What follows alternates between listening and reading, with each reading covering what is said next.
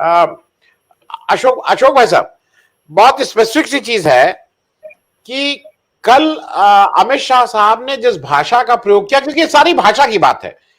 एक तो अमित शाह साहब एक ही सांस में कहते हैं कि मैं भारत का गृह मंत्री हूं, इसलिए मुझे ये हक है कि बिहार में क्या हो रहा है जानने का, और उसी दूसरी सांस में कहते हैं कि अगर भाजपा की आप सरकार बनवाइए तो मतलब वो भाजपा के गृह मंत्री हैं कि भारत सरकार के गृह मंत्री हैं। वो एक तरफ वो कह रहे हैं मैं भारत सरकार का, और एक बात ये, दूसरा वो कह रहे हैं कि अगर उनकी सरकार, अगर भाजपा की सरकार आई तो उल्टा टांग के सीधा कर देंगे। ये जरा जरा मैं आपसे भी अशोक भाई साहब समझना चाहता हूं कि ये कितना उचित है, क्योंकि ये वही बुलडोजर और ये उसी संस्कृति को आगे बढ़ाने वाली बात हो रही कि हम आपको उल्टा टांग के सीधा कर देंगे। तो ये अमित शाह साहब क्या पुलिस के साथ साथ अब न्यायालय भी हो गए हैं?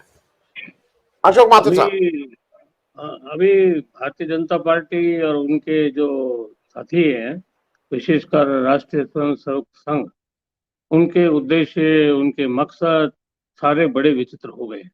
उनको शायद ये लगने लगा है कि आने वाले 2000 साल तक वही रहने वाले हैं। उनके कुछ कार्यकर्ता ये कहते भी हैं कि अंग्रेजों ने जितना राज किया उससे ज्यादा तो हम ही करेंगे, और कम से कम हम कांग्रेस या दूसरे संगठनों को आने नहीं देंगे। ये इस प्रकार का दंभ जो है, इस प्रकार का घमंड है, वो जो घमंड है ये अलोकतांत्रिक चरित्र को उजागर करता है। जिस प्रकार की भाषा का उपयोग किया जा रहा है, वो भाषा ये बताती है कि उनकी ट्रेनिंग, उनका जो चरित्र है वो लोकतंत्र के अनुकूल नहीं है। लोकतंत्र में है बात क्या होनी चाहिए, मतभेद हो, मनभेद ना हो, आप किसी के प्रति नफरत का भाव पैदा ना करें। लेकिन इनका चरित्र शुरू से लेकर अब तक इस प्रकार का सामने आता रहा है कि वो नफरत पैदा करें, वो समाज को तोड़ें, राजनीति को तोड़ें, व्यक्तियों के समूह को तोड़ें। इस प्रकार का कार्य इनका चलता रहा है। केवल हम ही रहें और हम ही रहें, ये दुनिया में कभी चलता नहीं है, ये अप्राकृतिक बात है, लेकिन ये लोग कर रहे हैं। जहां तक मोदी जी की डिग्री का सवाल आया, राजस्थान में अभी कुछ दिनों पहले एक माफिया ग्रोह पकड़ा गया। वो माफिया ग्रोह लोगों को भाई पैसे ले लेकर के डिग्रियां बांटता था, बेचता था, डिग्री बिकती थी।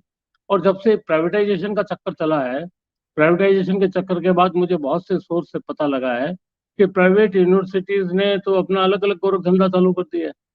तो ये जो काम था डिग्रियों का, ये इससे पहले भी चलता रहा होगा, और चलता रहा होगा तो उसी से कुछ लाभान्वित हो गए होंगे। उसमें हो सकता है मोदी जी भी हों, हैं, क्योंकि अभी तक ये बता क्यों नहीं रहे। बता दें, वो यूनिवर्सिटी जिसकी डिग्री है, वो यूनिवर्सिटी खुद भी बता सकती है, यूनिवर्सिटी के पास रिकॉर्ड रहता है। और कायदे से तो कारण यह है कि हम लोग जब मिडिल क्लास में 5वीं क्लास में पढ़ते थे, उसका रिकॉर्ड भी स्कूल में रहना चाहिए। कायदा तो ऐसा ही है। तो उस यूनिवर्सिटी के पास तो जरूर रिकॉर्ड होगा। मोदी जी बोले या ना बोले, या कोई बोले या ना बोले, या अदालत बोले या ना बोले, वो डिग्री, वो यूनिवर्सिटी के साथ का भी सवाल है। यूनिवर्सिटी खुद ही बोले ना, और बोलकर ये बताए कि हाँ ये डिग्री वाजिब है, हमारे यहाँ से जारी हुई और ये व्यक्ति हमारे यहाँ का छात्र था, और उसी तरीके से इसके पढ़ाई का रिकॉर्ड रहा है। उसमें क्या बुराई है। मैं यूनिवर्सिटी का नाम इसलिए ले रहा हूँ कि हम विश्व गुरु बनने वाले, और विश्व गुरु बनने में अगर इस प्रकार की डिग्रियां विवाद में आती हैं तो ये कारोबार भी फेल हो जाएगा, हमारी साख खत्म हो जाएगी। और जब साख खत्म हो जाएगी तो विदेश में हमारी डिग्री कौन खरीदेगा। या विदेशी जो यूनिवर्सिटीज भारत में आ रही हैं और भारत की प्राइवेट यूनिवर्सिटीज और शिक्षण संस्थाओं के साथ तालमेल कर रही हैं, वो सोचेंगे भाई यहाँ तो आलू प्याज के भाव डिग्री मिलती है, तो फिर हमारी उसमें भी रेपुटेशन चली जाएगी।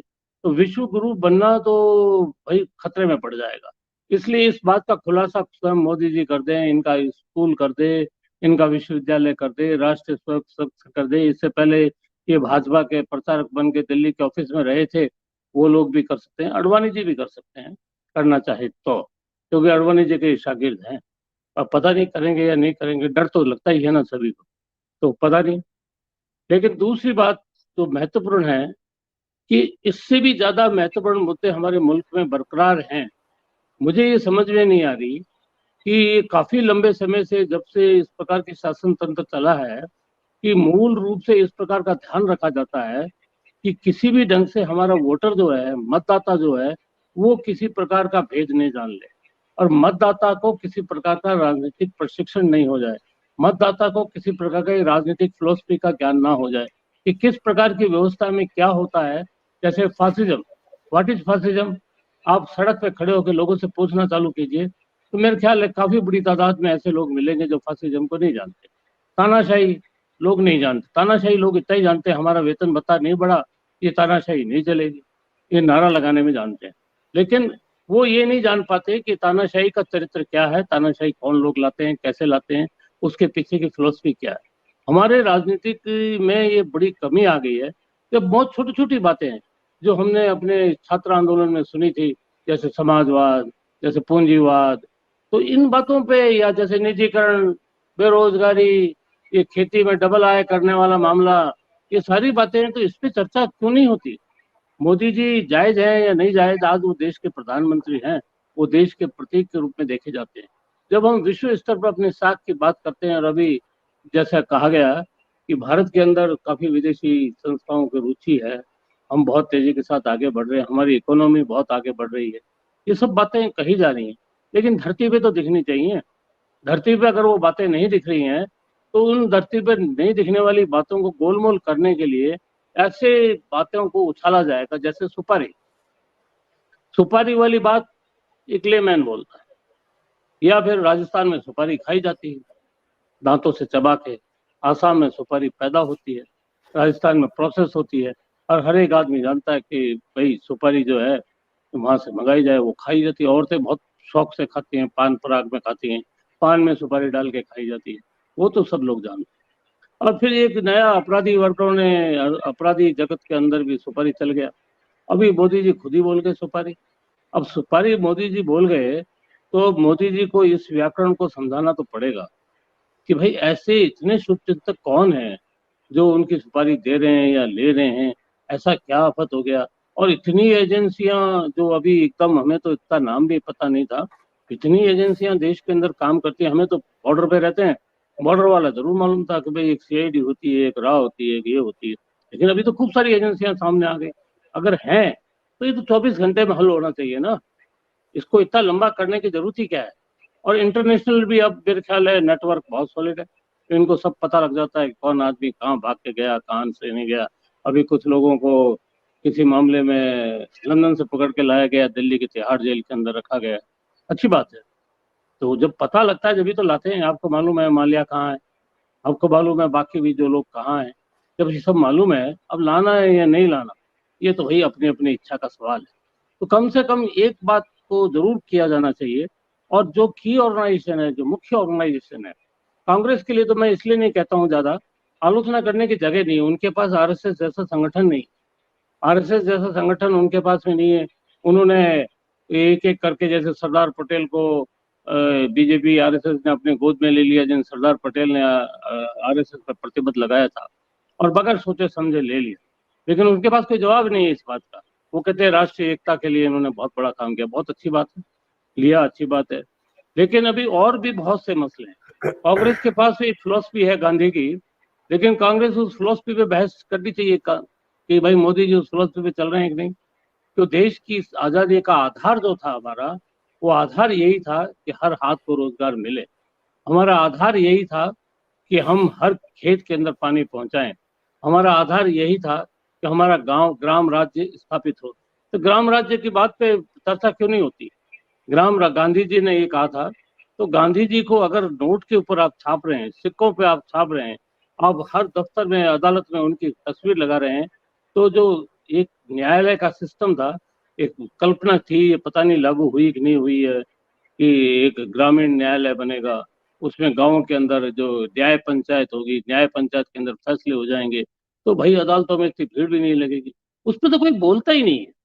तो मेरे ख्याल है गांधी पे अगर हमें बोलना ही नहीं है, चर्चा ही नहीं करनी है, आपको तो यही करना है कि सुपारी, आपको तो यही करना है कि राहुल गांधी, तो आपको यही सब कुछ करना है, तो आप किसी और पे चर्चा करें। अभी माओ से तुंग पे चर्चा करने के लिए किसी को कह देंगे तो भाई हमको भी बुला लेंगे कि आ जाइए, अब राष्ट्र विरोधी हो गए, प्रचार तंत्र बहुत तेज चलता है।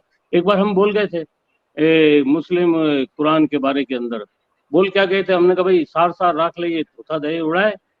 तो कुरान में जो अच्छी अच्छी बातें लिखी, आनंद वर्धन जी ने तो लोकमत के प्रोग्राम में कुरान का हिंदी वर्जन डिस्ट्रीब्यूट कराया था, उसी को तो पढ़ के हम ज्ञानी हुए, हिंदी में था, तो हमें पता लग गया कि भाई क्या क्या बातें हैं। तो जो अच्छी बात है उसको लेने में क्या बुराई है? अच्छी बात को ले नहीं तो उसको आप कम से कम ये तो मानो कि इतना अच्छा है इतना बुरा जी है तो लाइन लगा के बताइए। लेकिन उन पे चर्चाएं नहीं होती हमारे मुल्क में। हमारे मुल्क में जो चर्चाएं हो रही हैं वो चर्चाएं ऐसी हो रही हैं कि लोग कभी भी उनकी उनकी तरफ निगाह नहीं डालें। अभी चुनाव का टाइम नजदीक आ रहा है और चुनाव के टाइम में बड़ा मतदाताओं का उत्सव होता है और उत्सव में मतदाता आनंद लेता है। आनंद लेके वो वोट डालता है। अब वोट डालने पर बाद में क्या होता है वो भुगतता रहता है। हमारे को भी कुछ दिन पहले ही मैं बॉर्डर पे ही था। एक छोटा सा बच्चा बोला कि कभी तार हट सकते हैं क्या बॉर्डर के। मैंने कहा ये बेटा तेरे हाथ के अंदर है, हमारे हाथ में तो नहीं। मैंने कहा हम हो गए बूढ़े, अब पता नहीं हटेंगे या नहीं हटेंगे। अब उस छोटे से बच्चे की जो बात थी बड़ी गंभीर बात थी। क्या द्विराष्ट्र का सिद्धांत सही है गलत है? ये द्विराष्ट्र का सिद्धांत आया कि नहीं आया? ये बातें हमारे राजनीति के बड़े कॉन्शियस रहते हैं कि ये बातें कॉमन मैन के पास नहीं जाएं और वो केवल भारत माता जिंदाबाद या राष्ट्रवाद के फेक नारों के ऊपर या धर्म के आधार पर वोट डाल दें। और यही सब चलते हुए उसमें सुपारी तो बहुत जरूरी है कि सुपारी जी जैसी बातें भी हो, वो अच्छी लगती है ना। कॉमन मैन के लिए मजाक भी है, चर्चा भी है या नफरत भी है, जो भी कुछ ये चाहते हैं वो एजेंडा इनका पूरा हो जाता है। केवल मोदी जी जी की नहीं, मैं तमाम राजनीतिज्ञों से आपके इस प्लेटफॉर्म से निवेदन करना चाहता हूँ कि मूल मुद्दों पे लौट आइए। उसी में देश जो है विश्व गुरु बन सकता है। अगर आप मूल मुद्दों पे नहीं लौटेंगे तो देश विश्व गुरु बन भी जाएगा। हिटलर बहुत आगे बढ़ गया था। बहुत आगे बढ़ने के बाद हुआ क्या? दुनिया के और भी लोग बहुत आगे बढ़ गए थे। अभी बता रहे थे कि इंग्लैंड की इकोनॉमी बिल्कुल तहस नहस हो गई। उनका तो सूरज छिपता ही नहीं था। जब सूरज छिपता ही जी नहीं था उनकी इकोनॉमी तहस नहस हो गई।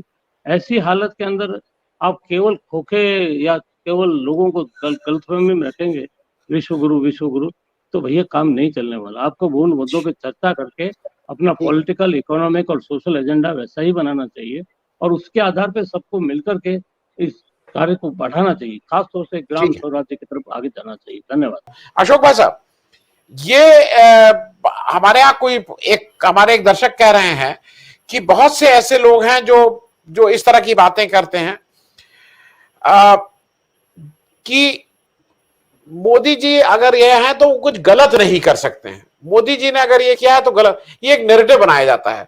और अभी अडानी जी के मामले में इन लोगों का कहना यह है कि अब लोग, अडानी मामले में फर्क केवल इतना आया है कि अब पढ़े लिखे भक्त इस मामले पर मोदी जी को डिफेंड करने की जगह खामोश हो जाते हैं और चाहते हैं कि इस पर ज्यादा बात ना हो।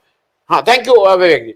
मैं सिर्फ अशोक भाई इस पे एक आपकी टिप्पणी लेके फिर एक क्लोजिंग इनसे ले लूंगा, जल्दी से खत्म करना। अशोक भाई, ये अडानी जी तो अब इनके जिसको कहते हैं ना गले की हड्डी बन गए हैं। अशोक भाई साहब अनम्यूट कर लीजिएगा, अशोक भाई साहब अनम्यूट कर लीजिएगा, अनम्यूट कर लीजिएगा। नहीं, अनम्यूट करना होगा अशोक भाई साहब, अनम्यूट। हाँ हाँ, हो गया हो गया हो गया। हाँ, अडानी जी का मुद्दा इतनी आसानी से खत्म नहीं हो सकता। ये पूरी चैन है और ये चैन पूरे देश की इकोनॉमी को प्रभावित करती है। ऐसे किस्से पहले भी हुए हैं या अब हो रहे हैं या आगे और बढ़ेंगे। परंतु एक जरूर बात हुई है कि कारपोरेट जगत में भी अंतर्विरोध डेवलप होने लगे हैं। कारपोरेट जगत को ये उम्मीद थी कि हम सब लोग मिलकर के अराइज करेंगे जिससे भारत की इकोनॉमी डेवलप होगी या आम लोग विकसित होंगे या हमारा कारोबार चलेगा। लेकिन उनके सामने एक मुद्दा आया कि इनकी लाइकिंग कुछ अलग है और उनकी लाइकिंग अलग होने से उनकी मोनोपोली बिजनेस के अंदर बड़ा दखल है। तो कारपोरेट का भी ये इच्छा है कि ये मुद्दा खुल करके सामने आए, आगे बढ़े।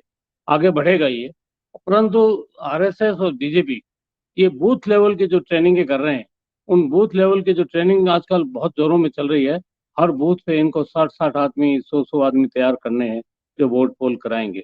उसको लेकर ये ओवर कॉन्फिडेंस में है। लेकिन ये सच है कि लोगों के सपने टूटने चालू हो गए और ये कम्युनिकेशन आजकल इतना तेज हो गया कि लोगों के अगर सपने टूटेंगे तो चाहे सत्ता में आ जाओ, सत्ता में आने से होगा क्या?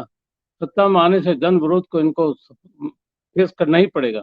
विपक्ष की एकता हो रही है, अच्छी बात है। लेकिन विपक्ष की एकता के साथ ये भी देखना पड़ेगा कि मोदी जी भी विपक्ष की एकता के कारण ही तो आए थे। उस वक्त जो इंदिरा गांधी या कांग्रेस के खिलाफ विपक्ष एकजुट हुआ था उसके कारण ही मोदी जी आए थे। तो हो सकता है कि विपक्षी पार्टियां एक हों और एक होकर के कुछ करामात करें।